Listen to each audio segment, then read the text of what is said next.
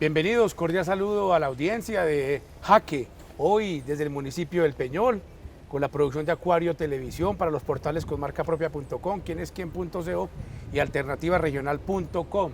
Les decía, el Peñol, hoy un personaje de suma valía para la historia, para el desarrollo del oriente antioqueño, como fuera un gran gestor de las instituciones que hoy le prestan notables servicios a la región del oriente antioqueño. Pero yo quiero que Cristian Santiago Gómez, mi coequipero, presente a nuestro invitado de quién se trata. Carlos, muchas gracias. Vale recordar que este espacio que tradicionalmente se hacía in situ en cada uno de los municipios del oriente no había vuelto a salir. Casi 2 años desde que no tocábamos un parque principal de otra localidad. Como lo dijo mi compañero, hoy nos acompaña alguien, la memoria histórica viva del oriente antioqueño. Estamos con el padre Francisco Ocampo Aristizábal, a quien damos paso a este espacio. O padre Pacho, como lo conocemos cariñosamente. Bienvenido, padre. Gracias, Carlos. Gracias, Cristian. Acuario, pues fue muy familiar conmigo por cuando estuve trabajando en Río Negro. Y los felicito por los programas que han llevado.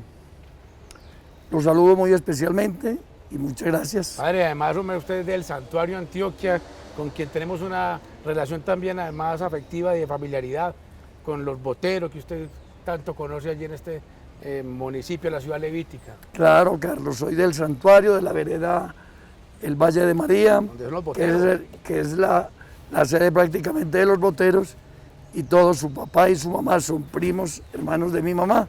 Somos primos, hermanos. Muchas gracias. Padre, muchas gracias. Vamos por el santuario. Bueno, vamos a entrar con el padre Pacho, hay muchos temas de importancia, pero vamos a mezclar, pero empecemos como por la actualidad para que después desglosemos esos temas históricos. Está usted en el Marial, el santuario del Marial, que se ha convertido en un referente de la peregrinación de los antioqueños que llegan hasta este hermoso templo, que es otra de sus luchas y gestas, pues que inició con una revelación a otro sacerdote a quien también se le tiene allí su tributo. Padre, ¿cómo va el Marial? A ver, primero tengo que dar gracias porque esta parte final de mi vida he terminado apoyando en el Peñol, digo, una profecía del padre José Dolores, hijo santuariano, Sí. que en la casa cural del santuario la hizo Claver Ramírez, un pintor del santuario también. Están 7 sacerdotes llamados hijos de la promesa, y uno de ellos fue párroco en el Peñol a finales del siglo XIX y principios del XX. Fue 20 años párroco en el Peñol, le tocó terminar las torres de la iglesia, puso su nombre en un lado de las torres en la oriental, y él finalmente su sueño no lo pudo realizar. Yo no propago mucho lo que escribió un historiador también peñolero, Alirio Díaz, que hizo un programa especial sobre el Marial, está publicado, y él decía, el padre José Dolores tuvo que renunciar a su parroquia del Peñol, se fue a vivir al Marial 4 años, ya también se tuvo que ir, se fue para el santuario y murió en la casa que yo conocí, su familia también, de Pastorcito Giraldo, que era saliendo del templo hacia la casa cural. Esa primera casa era de un solo piso, ahí murió. Por lo bonito de la muerte de él, que era su familia, y él especialmente, su abuelo, sus tíos, muy marianos. Y él siempre soñó con el Marial como un sitio de ser un santuario. Él logró que fuera un templo declarado oficialmente por la Arquidiócesis de Medellín, a lo que pertenecía, en 1903. Y él quería, según su misma revelación, digamos, mística que tuvo, que eso fuera un templo natural. Y llevó la imagen de la Divina Pastora, que era también como su sueño. Cuando se tuvo que retirar, de pronto, es una de las partes que digo que dice el historiador Alirio Díaz, que tuvo 2 profecías, que el Peñol iba a desaparecer. Una profecía, imagínense la profecía. Sí, que iba a desaparecer, que por un dragón. Aquí en la casa cural, el padre Manuel Giraldo, que estuvo también de párroco aquí en el Peñol, hizo una memoria a eso. ¿Y cuál será y ese la dragón? otra, y la otra era, el dragón sería el embalse, que tiene todos los meandros sí, que hace por ahí. Pues lo están identificando ahora, Sí. el Museo Histórico lo hace. Y la otra, que el Marial resurgiría. Y las cosas, Se están yo dando. digo, tienen cosas providenciales. Yo llegué en 1964 al Peñol. Nunca me interesé por el Peñol en el tiempo que estuve. Tuve 14 años en el viejo Peñol, estuve 21 años aquí en el nuevo, y solamente cuando el obispo Monseñor Alfonso Uribe, estando yo de párroco en el Peñol, me dijo, Alfonso Uribe Jaramillo. Alfonso Uribe Jaramillo, que volvamos a llevar la imagen para el Marial. Yo sé toda esa historia. Ese padre es un santo, ese tiene una invocación muy grande. Y el año santo de la redención, que se llamó 1983, estando de párroco, empezamos. Después me tuve que retirar del Peñol, estuve por fuera y he vuelto, como en estos últimos tiempos, a estar en ese lugar. 1974, Cristian Santiago, llegó el padre Pacho. Claro, 1974. el padre Pacho decía, en sus palabras nos dijo que él no se interesaba mucho por el Peñol en esa época. Nosotros lo que tenemos es otro paradigma ahí, y es que sí lo hemos visto muy interesado porque fue un abanderado de esa lucha social en el Peñol cuando las inundaciones y la negociación con EPM, padre, y allá es donde queremos centrarnos mucho.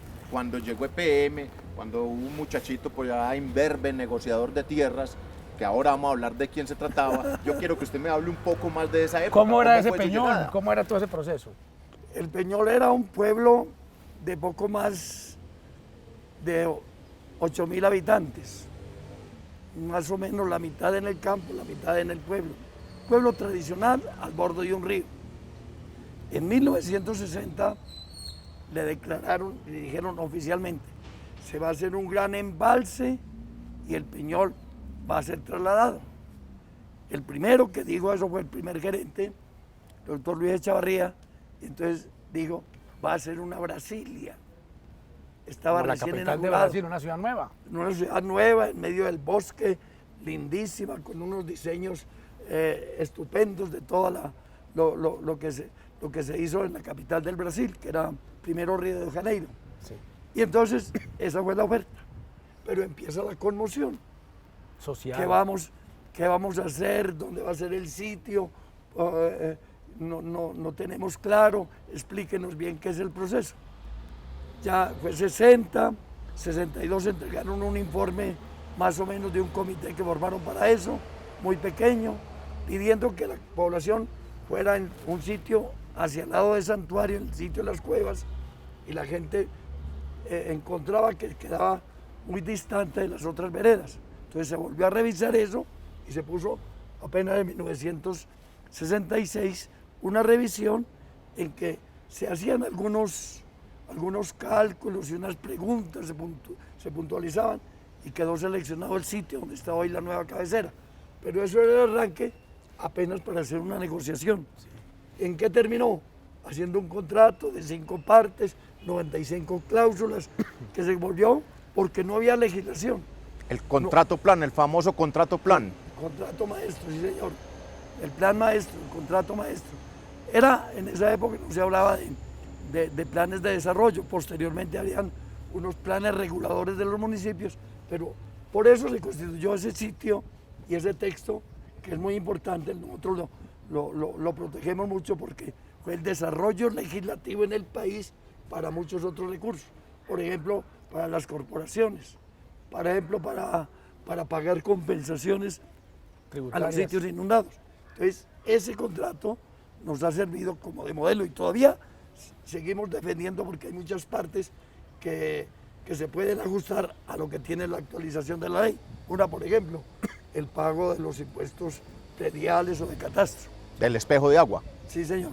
¿Y cuándo empiezan esas confrontaciones y luchas sociales, esa pugnacidad entre algunos habitantes con el gigante de los servicios públicos? Hasta el año 64 que yo llegué, ya había un comité que hacía una denuncia en un periodiquito volante de mimeógrafo que se llamaba La Chispa. La Chispa. Ese era el sentido. Y ya a partir de 1964 empiezan una serie de reclamaciones que se pudiera llegar a una junta de delegados, unos del Peñol, otros de empleadas públicas, que se gastaron casi 16 meses, todo el año 68 y parte del año 69. Y en abril del año 69 se logró conformar, digamos, ese bloque y hacer unos acuerdos. Pero uno queda siempre un poco distante de lo que se conviene a lo que se cumple. Y hubo un hacendado acá, Demetrio Galeano, que fue asesinado. Cuéntenos esa historia, cómo influyó en el proceso. Don Carlos, para no interrumpirlo, vamos a un corte de mensajes institucionales y regresamos con esta historia para que no nos quede incompleta. Perfecto, muchas gracias, don Cristian Santiago.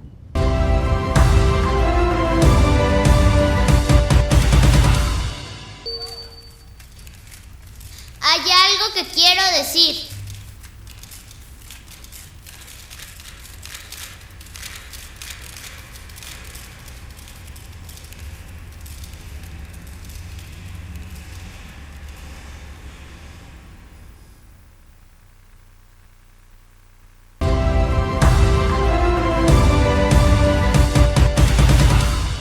Muy bien, regresamos a Jaque con el padre Francisco Campo Aristizábal, padre Pacho, como lo conocemos afectuosamente. Demetrio Galeano, hacendado del Peñol, que su muerte y fue un reclamante, pues no, que no quiso que sus tierras se vieran inundadas. ¿Cómo fue ese tema? Vea, don Demetrio Galeano Jacome fue una persona muy importante por su filantropía. Él quería mucho, sabía mucho de medicina, los atendía en la casa, tenía una oficinita en el parque principal, era un mostrador simplemente, no tenía nada, él se sentaba allí y entonces se le decía a la gente, para hacer una represa de estas dimensiones, cuando lo hagan, habrán otro tipo de tecnologías para utilizar energía.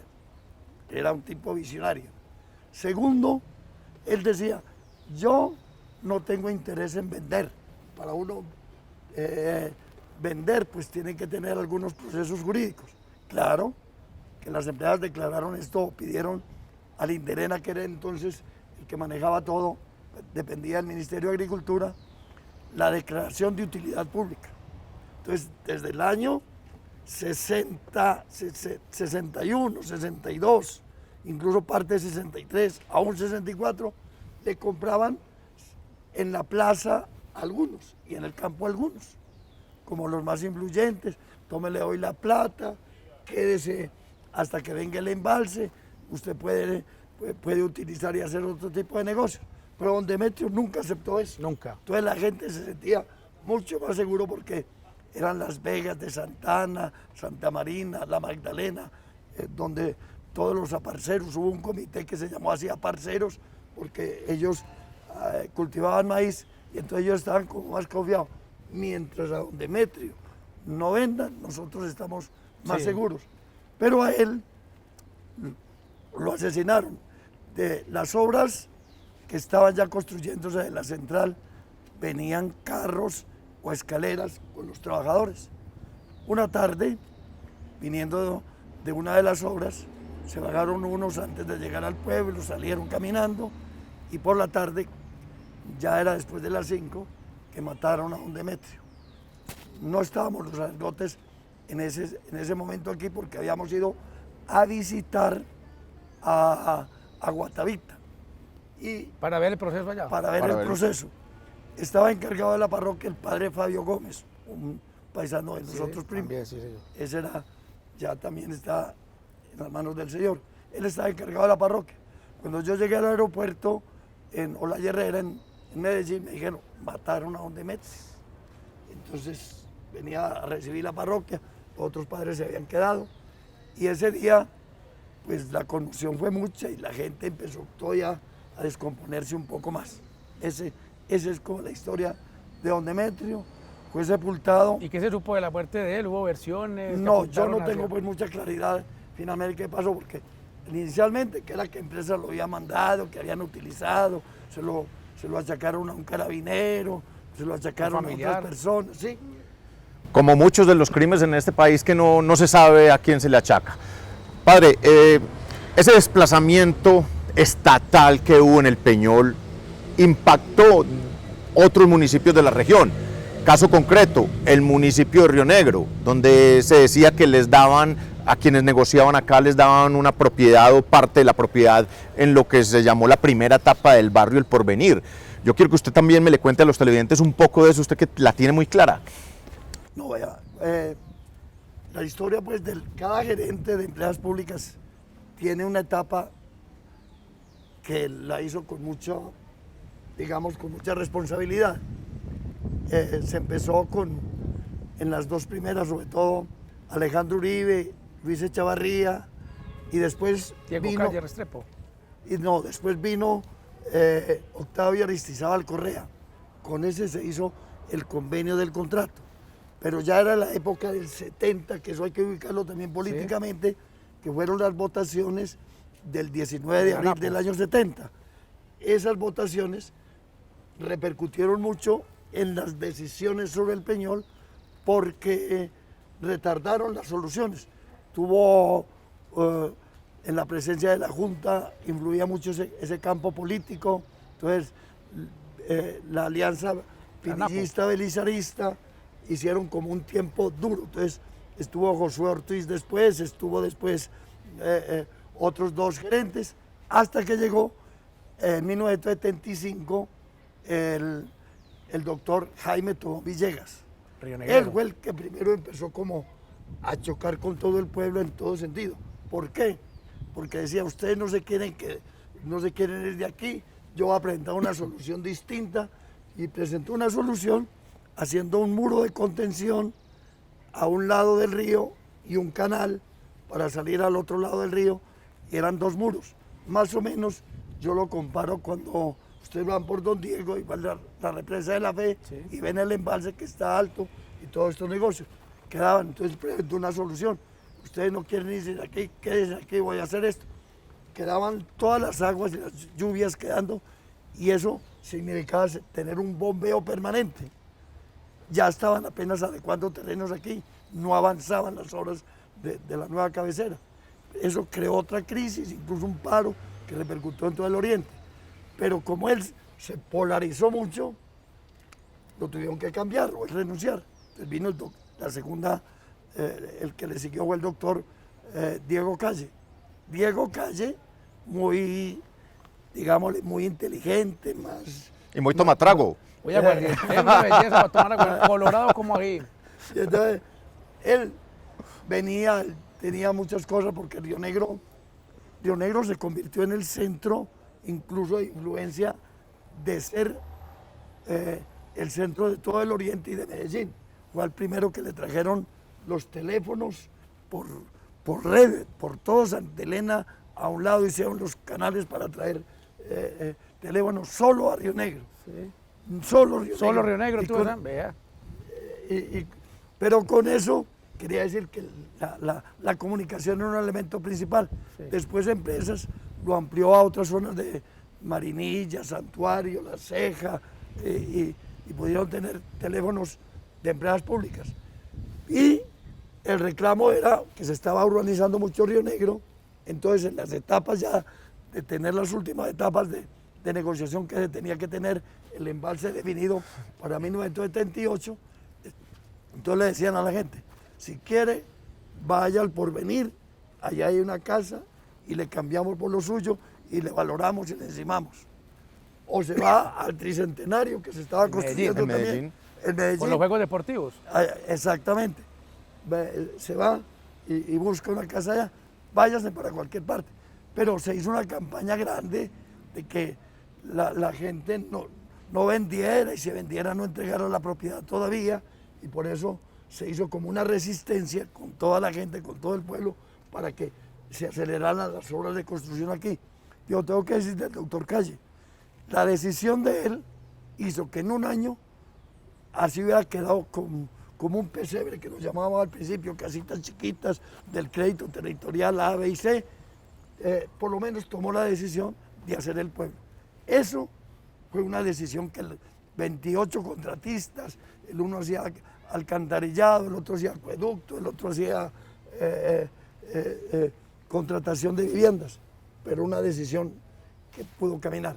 Muchas gracias. Páremela ahí, padre, porque en el imaginario popular hay un mito y nos dicen que usted, cuando el doctor Diego Calle Restrepo le dio por dinamitar el frontis de la capilla que se inundó, que el padre Pacho literal le dio en la mula al gerente de EPM. ¿Esto es cierto o solamente un mito? No, perdón.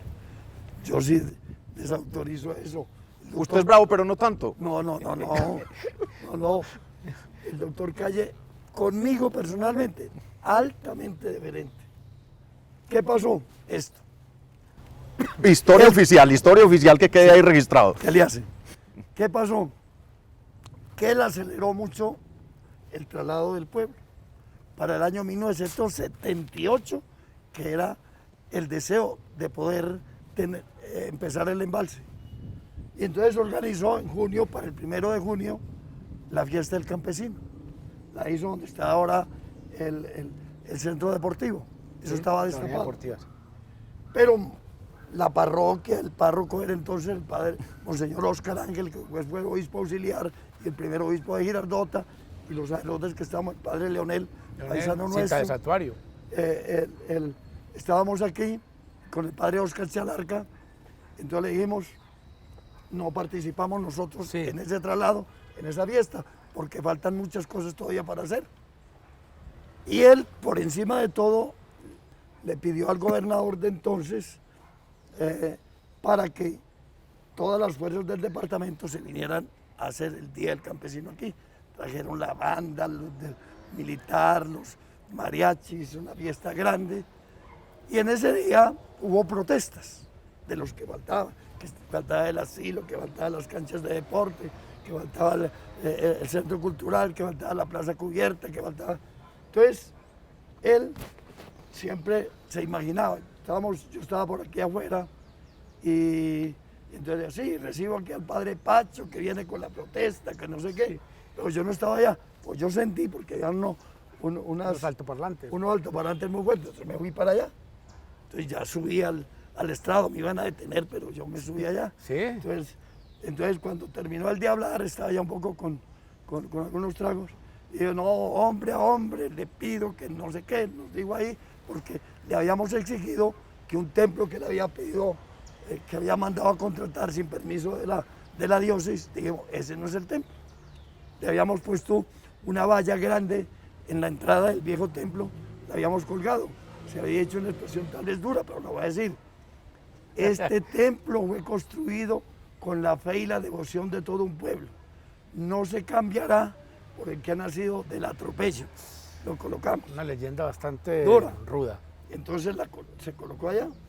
Entonces él, a partir de allí, él se sentía que nosotros no podíamos hablar con él, que el párroco no quería, mentiras. Después hicimos un distanciamiento entonces. Sí, entonces después hicimos ya un acuerdo y en el Club La Macarena logramos como conciliar para que la parroquia se encargara y recibiera lo que había, pero ellos tenían que tumbar lo que habían empezado. Bueno, padre, pare el carro ahí, por favor. Vamos a un cortecito y entramos a un tercer segmento donde el padre nos va a hablar de unos temas que ustedes no nos perdonarían si no les preguntamos.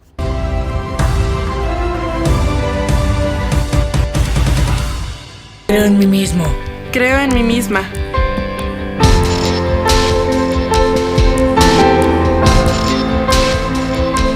Creo en la paz.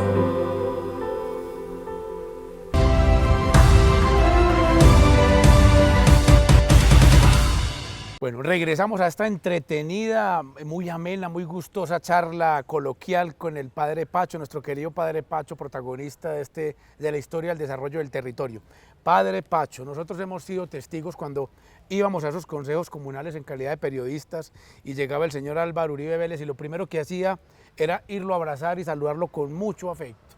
Lo quiere mucho, lo recuerda mucho, le reconoce toda su gesta, su lucha y su aporte educativo, aporte social a las emisoras comunitarias.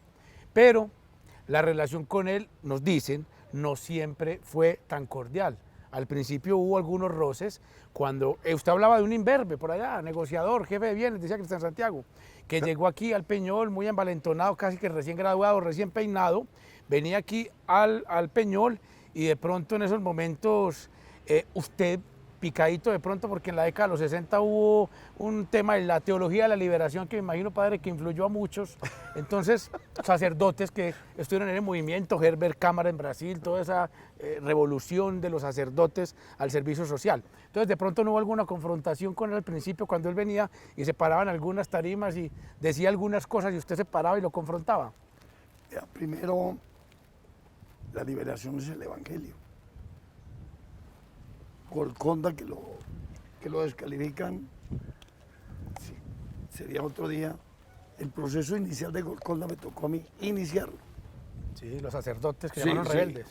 fuimos a una finca de la Acción Católica de Bogotá, 37 sacerdotes, porque estaba próximo a la Avenida del Papa, Pablo VI, En el 68. en el 68, y Algunos además, nombres, padre, de esos que estuvieron allá, de esos 37, algunos nombres. Algunos del Oriente, ¿no? sí, claro, Gabriel Díaz, del Oriente, no fui sino yo, fuimos ya. primero, fuimos 6 primero, Padre Moisés, Gilberto Pineda, paisano Sí, nuestro, santuariano. el Padre Augusto, fui yo, Monseñor Jairo Jaramillo, estuve en Sí. el primer encuentro. Que Ya en el estuvo en Santa segundo no. Rosa, el que estuvo ahí fue Santa Rosa. Sí, señor. Estuvimos en el primer encuentro. Pero de Medellín, otros compañeros míos estuvieron allá. No, cuento eso porque es un mito que también ha estado un poco desfigurado. Sí, sí. Pero de todas maneras, lo que quiero responderle es que a partir del año 75, hasta ese año fue jefe de bienes un hombre bien importante en empleadas públicas, doctor Bernardo Berrío. Bernardo Berrío. Después tuvo encargado a otro y cuando llegó la gerencia del doctor Diego Calle, nombró de jefe de bienes al doctor Álvaro Uribe Vélez. Él, en un espectáculo especial ahí en la misma Plaza del Peñol, día de feria, un jueves, vino porque al otro día venía el gerente por primera vez al Peñol con el gobernador a dar algunos pinitos de todo lo que era la obra. Primero, pues a comprar una propiedad y que ojalá ese mismo día se pudiera tumbar. Y que una plata que le dio a la iglesia de la Llano Pasonzón. Dijo él. ¿O no fue así? No. Para una emisora, no fue así. Eso fue más tarde, eso fue anterior, pero ese es otro cuento. Cuento esto que me está Sí, preguntando. señor. ¿Y por qué? Porque él quería, y se prestó un señor, aquí lo cuentan todos, los hijos incluso, para negociar la propiedad, 30.000 pesos con eso. Y para que la tumbe hoy, ¿cuánto le doy? Pues me da otros 30.000. Yo obligué a pedirle a él, no la tumbe, déjelo, la venda, la reciba, lo que sea. Pero realmente fue efectivo. Y en ese día, todos, como son los negocios, digamos, de pueblo, él se puso a hacer la defensa de las demoliciones. Y entonces los muchachos del colegio y gente por ahí se pusieron como a protestarle. Sí. Esa fue como una protesta pues pública contra él. Pero a partir de allí, él se constituyó en bregar a que esto avanzara las obras.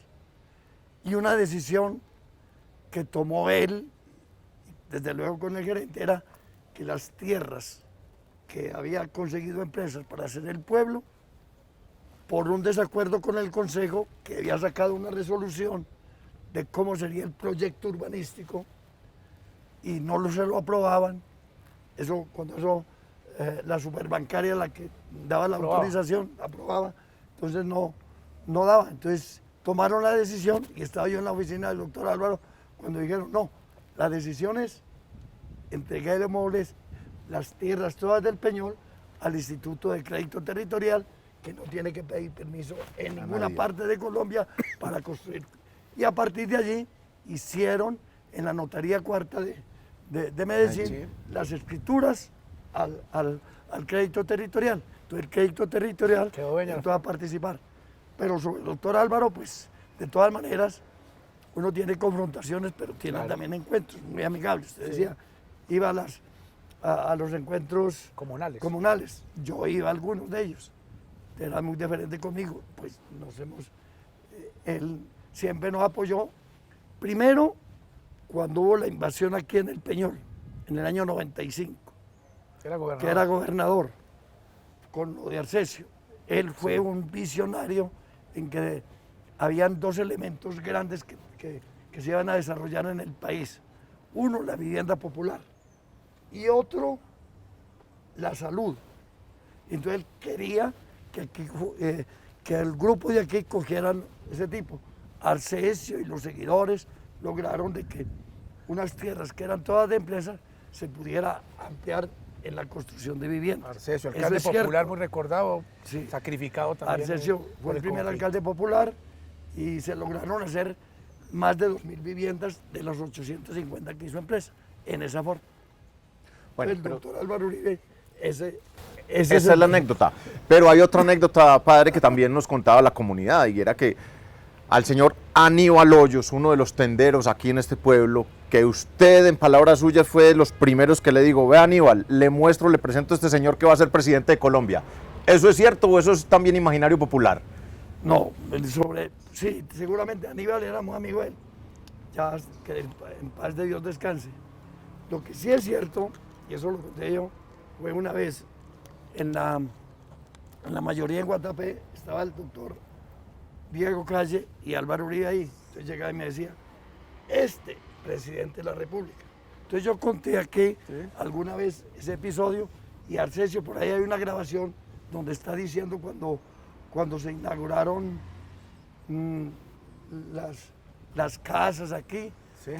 que yo le gritaba a vivas a Álvaro Uribe y presidente de la República. Pues lo grita también Arcesio y desde luego pues ese cuento se regó por toda esta parte y fue cierto. Padre Pacho, Movimiento Social de Oriente, ¿usted cómo vio todo ese movimiento, esa, digamos que insurrección popular que desde el Peñol y Embalses se expandió a Marinilla, al Altiplano, a La Unión, a otros municipios? Vea, yo pertenezco, Cívico de Oriente. yo pertenezco en este momento al Movimiento Cívico del Oriente, Ramón Emilio Arcila. Sí. Ese movimiento canalizó todas las fallas que tenía el Oriente. Por ejemplo, Peñol, Guatapé, San Rafael tenían luz de empresas públicas, pero el circuito eléctrico de Oriente estaba en Río Negro y en todas las otras partes, Marinilla. Entonces empezó a decir, vamos a hacer un servicio de energía sin intermediario, que lo logró Ramón Emilio. Pero lo mismo en Río Negro, lo mismo en Santuario, lo mismo en todas estas partes. El movimiento cívico tiene muchas víctimas porque, especialmente a partir del 80, todo ese periodo. Y los anteriores al 80, que es como todo el desarrollo del Peñol, Guatapé, San Rafael, que eran como los más... Más atrasados. Los más atrasados, pero también los más inconformes con todas las obras que se estaban haciendo. Entonces, ese movimiento se fue extendiendo. Llegamos a que en todos los municipios del Oriente hubiera siempre, cada mes, una asamblea, nos íbamos a una población, hasta la última que se pudo hacer en Marinilla, porque el alcalde de ese entonces, a todos los que llegaban de afuera, a la cárcel con ellos. Entonces, se nos fue todo el día. Sacando gente. Bregando por sacarlos. Ya hasta ahí. Ramón Emilio humilmente también sacrificado en el Y después, 88, 89 claro. murió él. Sí, en el 89. 89. Él creo que iba a prestar su nombre para ser candidato a la alcaldía de Marinilla. Estaba como precandidato, estaba como precandidato. Lo que pasa es que estos movimientos cívicos son muy difíciles porque ya significa política. Hoy con la Constitución del 91 no hay tanto problema, pero antes del 91 usted meterse en un conflicto político era muy difícil. Sí, claro, sí. No lo entendemos ahora. Padre, ¿y usted tuvo alguna anécdota con estos grupos armados irregulares que se posaron sobre el territorio, alguna intimidación? La toma del ELN acá en el Peñol. Cuéntenos de esos temas, padre, por favor. No, a ver, pues, primero sí hubo una toma en el Peñol en el año 95, en la Pascua del año 1995. ¿Estaba usted en el pueblo, no, padre? Sí, yo estaba en un sitio, no estaba aquí en la Caja Cural, sino en un edificio que era de la parroquia, donde desarrollaba el programa de educación rural. Yo estaba allá durmiendo cuando sentí, yo salí a ver de allá, hasta que pues, eso fue durísimo, eso fue en el año 95. Pero con el ELN, después de eso, que fue el que estuvo más en estos sectores aquí de la parte alta del oriente, sí tuve algunos contactos. Y ahora que murió Monseñor Camilo, el obispo ¿De Flavio, Santuario? sí, de Santuario, que vino Monseñor Flavio, Sí. hizo el entierro en Flavio Marinilla, Calle. y me contó todas las amenazas que yo tenía. Él nunca me las contó. Cuando yo estaba aquí, se vino a enterar solo hace 8 Sí, días, en que el fue la 90 muerte de Monseñor Camilo. en el 98 me pidió, no vaya al Peñol, le tengo la pieza en Río Negro, en la Casa Cural, es la pieza mía, se queda allí. Entonces después me nombró párroco de Jesús Nazareno. Pero ahora diciéndome que yo... Le contó fue que el Ahora, traslado fue por eso, para sí. proteger su Sí, integridad. Sí, señor. Bueno, don Carlos, vamos a un corte de mensajes institucionales y regresamos con el padre Francisco Campo Aristizábal, el padre Pacho, en esta amena conversación y muy reveladora.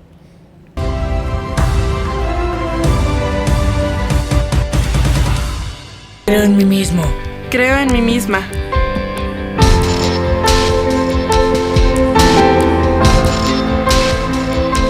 Creo en la paz.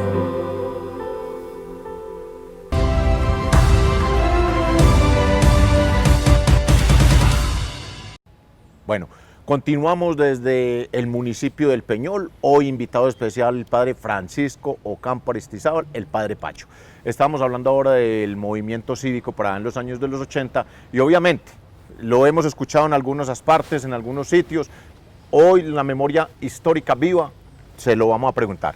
Padre Pacho, yo quiero que me cuente un poco sobre la historia del tema Carlos Alirio Buitrago o Carlos y Alirio Buitrago. ¿Quiénes eran y por qué? Vea, primero, el padre Bernardo López Arroyave es de un grupo de 4 hermanos sacerdotes, 2 trabajando en Puerto de Río y 1 en Medellín. Y él se incorporó a la diócesis de Barranca Bermeja. Él fue primero, era abogado, fue primero diputado a la Asamblea. El padre Bernardo. Padre Bernardo. Activista político, sí. ¿ah? Entonces ya cuando se ordenó, nos encontramos en muchas partes y él nos acompañaba en todos estos movimientos que decían ustedes, de un grupo de sacerdotes que... Pero Bernardo fue nombrado en la estación Cocorná, al borde del Magdalena, párroco, y él tuvo 2 catequistas. Sí. Uno, Carlos, y el otro Alirio. O sea, que Los no, o sea juntaron. que no es Carlos Alirio uno solo, sino no, que son Carlos Carlos y Alirio. Sí. Esos 2 catequistas, a él, en esa época, digámoslo también así, en el 64 cuando nació la FARC, salió como un poquito por un grupo internacional, digamos, más Marxista. sí, más en la línea marxista. Y nació otro grupo que fue el ELN, Leninista. ya con más capacidad también intelectual y de cierto proceso de muchas cosas que habían pasado en algunas partes con la iglesia. Entonces, Bernardo y estaba en el Magdalena Medio, de ahí se tuvo que ir para la diócesis de Sincelejo. Se fue a Sincé, que fue donde lo mataron. Pero él, el movimiento quedó llamándose aquí, como todas las células que hace los movimientos guerrilleros, especialmente el ELN. Entonces quedó en este centro Carlos Alirio Buitrago. Después trataron de formar uno hacia el norte con Ramón Emilio, después de que mató. Y era el centro Carlos Alirio, digamos aquí. Aquí fue Timo León, fue el último que manejó más todo ese tema con el ELN. De Bernardo, pues yo tengo que decir Bernardo López Arroyave. que nos acompañó mucho en el Peñol, pero más que todo en la procesa de formación de líderes. Eso es lo que hacíamos con él. Don Carlos, ahora, y regresando un poco al inicio de la entrevista, estamos hablando sobre ese proceso de las CAR, de Cornare. Sí, señor. Que usted fue uno de los abanderados en la conformación y Promotor. creación de Cornare en el oriente antioqueño, y también que me cuente ese proceso y por qué se decidió la sede en el municipio del Santuario. ¿Cómo fue eso producto de la lucha social del Oriente? A ver, primero, el reclamo del contrato maestro que no se EPM, cumplió, sí. que fue del año 69, llegamos al año 78, faltaban muchas cosas, se hizo una evaluación con la ISAP, la escuela pública. Hay un santuariano ahora en la dirección de la ESAP. Sí, ve. Octavio Duque. Octavio Duque, Ah, paisano director suyo. nacional de la Yo ESAP. lo conozco mucho, claro. En el SAP, entonces se quedó que entre el 45 y 50% se había cumplido. Entonces tomamos la decisión al terminar la última alcaldía nombrada por decreto de gobernación y para empezar la primera alcaldía popular. Se hizo un finiquito. Pero lo que quiero contar ahí es que como quedó faltando mucho en ese contrato y en muchas cosas, a Gilberto Salazar y al doctor Parlamentario, santuariano. Salazar Ramírez y al doctor Humberto Ávila Mora se les ocurrió, después fue ministro de Minas y Energía, el boyacense, presentaron una ley, que es la ley 56 del 83, del 81. ¿Qué es esa ley? Compensar los municipios que son afectados por embalse y darle unos recursos para manejo de cuenca e infraestructura y electrificación rural. ¿Qué hicimos con eso? Había interés de tener aquí dizque una corporación, porque en el momento no había muchas corporaciones. Estaba la CBC del Valle, la Cheque, la CAR de Bogotá, no habían corporaciones. Entonces, se había bregado, lo había hecho el doctor Gilberto Echeverri, lo había hecho también en Marinilla, que fueran... Roberto Hoyos Castaño. Sí, que fueran unas corporaciones. Entonces, quedamos que esos recursos de la ley 56 del año de 1981 lo manejara un ente suprarregional para 26 municipios, todo el oriente antioqueño, así no estuvieran en la cuenca, como por ejemplo Abejorral, Sonsón, San Nariño y Argelia. Pero quedaban incorporados también a la corporación, o Cocornao, San Francisco, con San Luis, que estaban en otra región. Entonces, esa ley pasó a que ese 4% del artículo 12 lo manejaban una corporación. Sí. Eso fue en el periodo de Belisario, que fue también efectivo para eso, él era el presidente. Sí, antioqueño. Y se hizo esa corporación. Pero, ¿qué pasó? Que el beneficiado era solamente la corporación. A los 10 años se volvió a hacer un movimiento ya de tipo interdepartamental y nacional. Nos reunimos 63 municipios para pedir cambio de esa ley, aumentar el 4% a un número mayor, sí. Se logró apenas el 6, y partirlo a la mitad. Y así quedó, porque para manejar los recursos de la ley 56 se creó la ley 60 del 83, que es el 81, ley 56, ley 60, 1983, creando a Cornare, y en 1993 a crear todo el país bajo un ministerio creando el medio ambiente. Por eso decimos, el contrato maestro genera leyes al país. Cambios. O sea, desde el oriente se irradia todo ese cambio para el país, para el el oriente país, antioqueño. Sí, señor. Y ya hoy todo el país está dentro de una corporación y donde hay embalses, los recursos sirven para la financiación.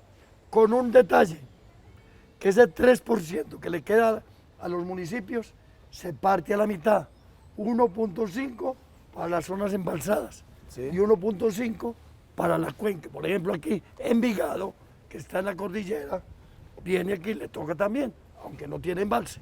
Ya. Retribución. Sí. Bueno, compensación padre, se llama. Estábamos hablando de educación rural, la iglesia ha sido abanderada en ese tema, Radio Sutatensa allá en Boyacá, y usted con su gran gesta, que se llama Coredi, hoy más fortalecida. Ese esfuerzo, padre Pacho, como pues que usted hoy pues no está adentro de la dirección de esa gran misión y esa obra pastoral, ¿cómo fue ese proceso de creación de Coredi? Sí, yo sigo de Coredi en la Junta. En la Junta Directiva. Sí, señor. Ahora, el mes entrante vamos a hacer la reunión aquí en el Peñol, precisamente. Vea, en 1948, un gomoso de emisora, como lo fui yo después, era Joaquín Salcedo, en un pueblito chiquito, Boyacá en Sutatensa, para comunicarse por un radiecito chiquito y cautiva la estación, no se cogía y no esa. Estaba como soldada, ¿no? Sí. En Eso, los radios. eso produjo en Colombia el movimiento más importante que se llama la Acción Cultural Popular. Eso estoy hablando del 47. Sí. Todo el año del 50, 60, 70, se terminó a fines a principios del 90, que vendieron las emisoras más grandes. El Papa vino a inaugurar en 1968 la estación más grande de América Latina, que era en San José en Mosquera. Eso produjo que en el Peñol tuviéramos una validación del bachillerato muy sui generis. Monseñor Adolfo Duque fue párroco aquí y a él se le ocurrió que con un solo día, estudiando el campesino o lo que fuera que no tuviera la primaria, los lunes, los martes, segundo, que venía. Entonces hicimos una escuela grande de validación de la primaria, cabezada por Monseñor Adolfo Duque. Pero más tarde, y el bachillerato, se lo habían pedido a Acción Cultural Popular, no lo quiso hacer, pero técnicos de Sutatensa se pasaron a Radio Nacional. Entonces montaron por Radio Nacional el bachillerato Por radio. Por radio. Yo lo manejé aquí también, me lo pidió después el departamento que lo iba a manejar y lo dejaron caer. Pero de ahí encontré un sitio muy bonito en el valle en que un rector de un colegio chiquito tenía licencia del Ministerio de Educación para abrir en cualquier vereda de Colombia un colegio para hacer educación rural. Y el bachillerato. Con ellos nos unimos, los de Cali, y logramos que el departamento hiciera esa misma resolución. Entonces le concedieron a Coredi la resolución para que en cualquier parte del departamento de Antioquia pudiera fundar un colegio y empezar la educación. ¿Y en cuántos municipios está hoy ahí Coredi? Estamos en 44. 44, todo el oriente, suroeste. Sí, en 44 municipios. En Santa Fe de Antioquia hay otro grupo bien importante. Pero lo bonito de eso es que ya superamos los 20.000 bachilleres. Cuando íbamos pasando los 10.000, estaba el padre José David, Monseñor José David, director de Coredi. Hagamos una institución de educación superior. Entonces formulamos todo lo que exige la ley 30 para tener una institución de educación superior. Y en 1992, y solamente en 1997, nos dieron la licencia para tener una institución de educación superior, con ese momento con dos programas, ya hoy tenemos 7, pero es la educación rural. Coredi es un capítulo importante en el oriente antioqueño, tanto en la educación rural, padre, como en todos estos líderes de procesos dentro de la institución. No en vano, varias alcaldías del oriente antioqueño han sido de líderes de Coredi, caso concreto, Marinilla y otras más que usted me va a contar. Claro, sí, Gildardo es un coordinador nuestro. Cuando estaba de coordinador, primero de tutor en Marinilla, lo mandé de coordinador a San Pedro. Entonces me pidieron de la alcaldía, mándenos uno para ser el secretario del consejo. Y al poquito tiempo... ¡Ay, llegó! Gildardo Hurtado Alzate. ¿Usted lo metió a la política, padre Pacho? Cuota del padre Pacho, cuota del padre Pacho. Al poquito llega José Luis, que era el alcalde, Sí, y me dice, Duque. ese está bueno, es para alcalde. Ah. Y lo fueron formando de alcalde. Después pasó con Uber Uber en Aguilar. Alejandría, con Jerry en Concepción, con... no me acuerdo bien el nombre de Ituango, que también lo mismo, el Ituango con también. el de Toledo, que ahora está la señora. En varios Un concejal de Argelia muy amigo, Edwin Orozco. Edwin Orozco Rojas, concejal de Argelia, y posiblemente se candidatice. Oiga, Bueno. no, qué bonita esa escuela de líderes que han transformado. Entonces hoy Coredi tiene una presencia institucional muy grande. ¿Para dónde va más Coredi? Ya es tecnológico, ya está en educación superior. ¿Qué más se tiene ahí en la mente, padre? Los desde colegios urbanos. Los colegios urbanos fue una solución que habíamos tenido, que había tenido Monseñor Jairo Jaramillo y Moisés Giraldo, padre Moisés, en el Porvenir, cuando se empezó, que fue el Colegio Cooperativo Espíritu Santo. Cuando ya no podía tener profesores por comisión del Estado, me pidió que le compráramos eso. Entonces compramos el colegio de Secodes en el Porvenir, y allá está el colegio urbano de Coredi. Pero cuando venimos para Marinilla, la bolivariana se había salido del bachillerato. Entonces fundamos otro colegio en Marinilla y tiene ya todos los cursos. Y luego empezamos en el Peñol. Ya hay una estructura para ya cinco grupos aquí en el Peñol, y se está montando el quinto en Guarne, colegios urbanos. Coredi, también emisora y sumado a la Mutual Vidasol. Ese es el emporio completo ahí, don Carlos. Bien, una obra importante. Padre Pacho, usted que ha sido testigo de excepción de estos últimos años, estas décadas, conflictos, avances, ¿cuáles son esas deudas pendientes con esta región por parte del gobierno nacional? Pues yo tengo que decir que la primera y más grande siempre será la educación rural. Con eso es todavía, a pesar de que se haga cosas, todavía muy corta. Primera deuda, todavía hay una deuda. Y yo lo digo siempre, estamos pagándole la deuda al campo. Que ojalá esa deuda, porque lo que pasa es que Acción Cultural tenía un libro por un huevo, así se llamaba, la campaña por un libro. Entonces había un librito que se llamaba Despierta Campesino. Entonces yo me basaba mucho, por lo menos, en ese título. Usted tiene que educar, mantener el diálogo, mantener el manejo de los derechos. Segunda deuda que digamos en el Oriente, ahora que estamos en el movimiento cívico, es que se perdió la capacidad, digamos, analítica y crítica que puede tener toda una región, Río Negro, La Ceja, Marinilla, todo esto, y le estamos diciendo, ojalá esa deuda la paguemos con una universidad por la paz. Así estamos, por lo menos una institución de educación superior que fortalezca la paz, es una deuda. Tercero, ustedes saben que siempre los recursos para la producción agrícola es muy limitada, siendo esto una despensa de mucha agricultura. Dependemos de todos esos paquetes tecnológicos de afuera que no tenemos todavía la capacidad para que nuestros campesinos puedan tener recursos y poder utilizar tecnología más apropiada para todo su desarrollo. Don Carlos, venga, antes de irnos, que ya por allá nos están haciendo señas, yo quiero preguntarle al padre Pacho algo.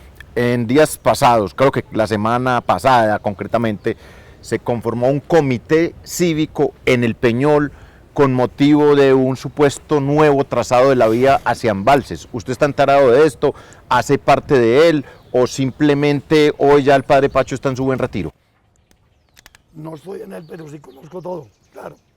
Primero, desde que se ubicó el Peñol aquí, siempre se pensó de que había una obligación de la nación o el departamento de tener una vía pavimentada. Se hizo apenas en el año 88. La misma vía pavimentada hasta Guatapé. Ya después siguieron a San Rafael, de ahí a San Carlos. Es un programa departamental. Esta vía es departamental. Más tarde, cuando la autopista tenía todo su desarrollo y Andrés Uriel Gallego fue ministro, le pidió a los alcaldes del Peñol, Marinilla, Peñol y Guatapé que le dieran que le dieran esta carretera a la nación para incluirla en la autopista y entregársela a los constructores de la autopista.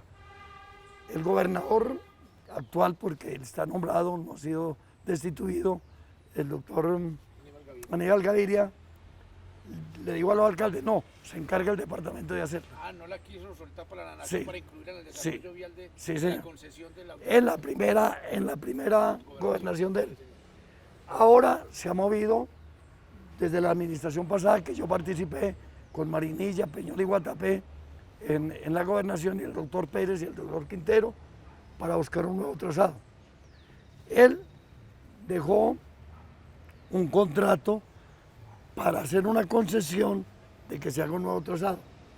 Salió en estos días un trazado entre Marinilla y Santuario, pero en la gobernación nos mostraron un trazado haciendo un túnel más o menos por donde está Cornare, primero de 700, llegando a la cuenca de las bodegas y entrando por otro túnel de unos 6 o 7 kilómetros hasta la meseta, pero terminaba en la mitad entre Peñol y Guatapé, unos 4 o 5 kilómetros de aquí.